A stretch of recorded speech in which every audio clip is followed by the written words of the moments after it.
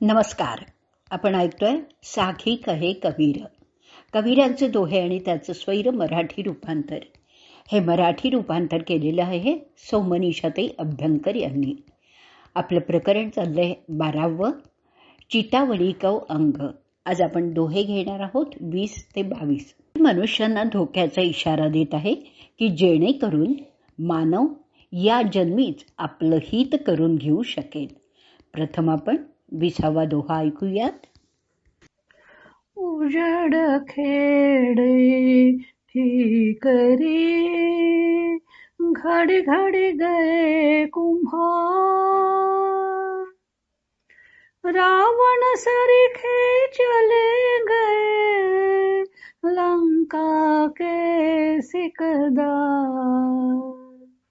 उजड़ खेड़े ठीकरी, घड़ी घड़ी गए कुम्हार, रावण सरीखे चले गए लंका के सिकदार. कठीण शब्दांचे अर्थ ऐकूयात. खेडई, खेडई म्हणजे लहान गावं. ठिकरी, ठिकरी म्हणजे मातीचा भांड्याचा तुकडा. सिकदार म्हणजे शिक्का करणारा. दोह्याचा अर्थ ऐकूयात. जिथे कुंभार मातीची भांडी बनवत होता ती गावं आता उजाड झालेली आहेत. इथे तर रावणासारखा शासक सोन्याची लंका बनवून शेवटी ती सोडूनच गेला. कुंभार ज्या खेड्यांमध्ये मातीची भांडी बनवत होता त्याच्याही ठिकऱ्या झाल्या आणि ती खेडीही आता उजाड झाली आहे. हा संसार नाशिवंतच आहे. या मनुष्य जन्मात कितीही भोग घेतलेत तरी हे शरीर एक ना एक दिवस सोडून जावंच लागणार आहे. कबीर रावणाचा इथे दृष्टांत देत आहेत. रावणाने किती ऐश्वर प्राप्त केलं होतं. लंका सुद्धा सोन्याची बनवली होती, पण अखेर काय झाली त्याची, कशी गत झाली. मना सांगपा रावणा काय झाले, अकस्मात ते राज्य सर्वई बुडाले. म्हणोनी कुडी वासना सांडी वेगी, बळे लागला काळ हा पाठी लागी. असंच श्री समर्थ रामदास स्वामींनीही म्हटलेलं आहे. त्यांनीही रावणाचंच उदाहरण दिलेलं आहे. रावणासारखा बलाढ्य सुद्धा शेवटी मृत्यूपंथानेच गेला. तेव्हा या पंथाने सर्वांनाच जावं लागणार आहे.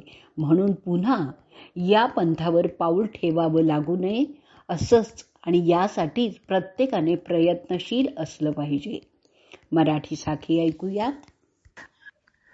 घट कुंभार गावही, होत असे उजाड, सोन्याची लंका रे ज्याची, तो रावण झाला आड.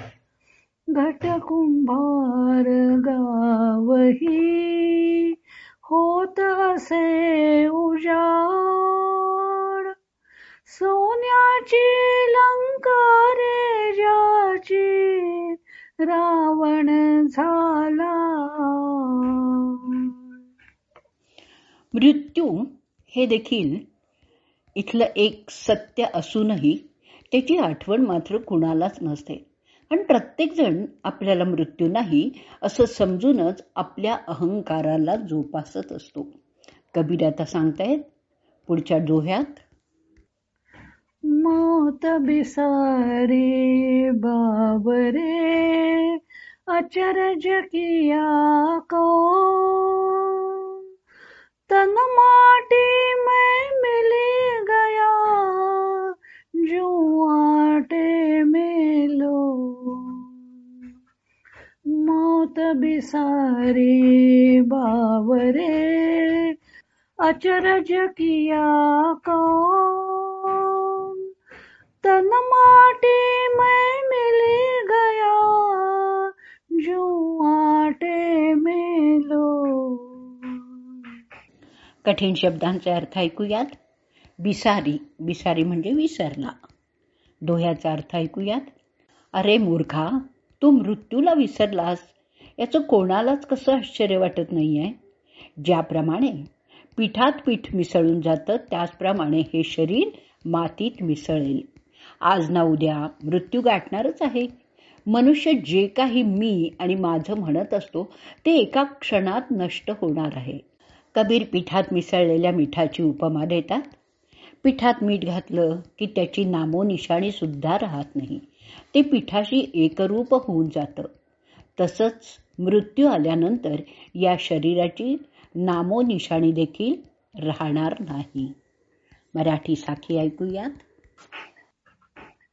हे वेड्या तू मृत्यू विसरला, किती आश्चर्य असेल. जसे पिठामध्ये मीठ मिसळते, मातीत देह मिळेल. हे वेड्या तू मृत्यू विसरला, किती आश्चर्य असेल. जसे पिठामध्ये मीठ मिसळते, मातीत देह मिळेल. पुढे कबीर सांगतायत की हे शरीर कसं आहे. तर दोहा ऐकूयात 22वा. कबीर धूली सकेली कर, पोडी जो बांधी एह. दिवस चारिका बेखणा, अंत खेह की खेह. कबीर धूली सकेली कर, पोडी जो बांधी एह. दिवस चारिका बेखणा, अंत खेह की खेह. कठीण शब्दांचे अर्थ ऐकूयात. सकेली. सकेली म्हणजे एकत्रित करून. श्रेह. श्रेह म्हणजे खेह म्हणजे धूळ. पेखणा सौंदर्य. कबीर म्हणतात की धूल एकत्र करून ही शरीररूपी पुडी बांधली आहे. या संसारात जीवन 4 दिवसांचंच आहे. याची सजावट काही दिवसांचीच असते आणि शेवटी हे शरीर मातीतच मिसळून जाते. मातीचा गोळा करून नाना वस्तू बनवल्या जातात. तसंच हे शरीर म्हणजे मनुष्याचा आकार असलेली मातीच आहे. काही दिवस त्या वस्तूंचं नाविन्य सौंदर्य दिसतं. तसं हे शरीर काही दिवस आपलं सौंदर्य दाखवतच असतं. अखेर त्या मातीच्या वस्तू मातीत मिसळून जातात. त्यांची नामोनिशाणीही राहत नाही. त्याचप्रमाणे हे शरीरही नष्ट होणार आहे याची मानवाने आठवण ठेवायला हवी. जन्मतःच हा काळ मागे लागलेला आहे. कोणत्या क्षणी गाठेल याचाही भरवसा नाही. क्षणभंगूर अशा या मृत्यू लोकात जन्माला येऊन मनुष्य सुख मिळवण्याची आशा धरून असतो, पण दुःख विरहित सुख इथे प्राप्त होतच नाही.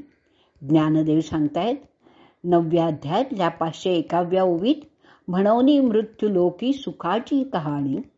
म्हणोनी मृत्यूलोकी सुखाची कहाणी, ऐकी जेल कवणाची ये श्रवणी.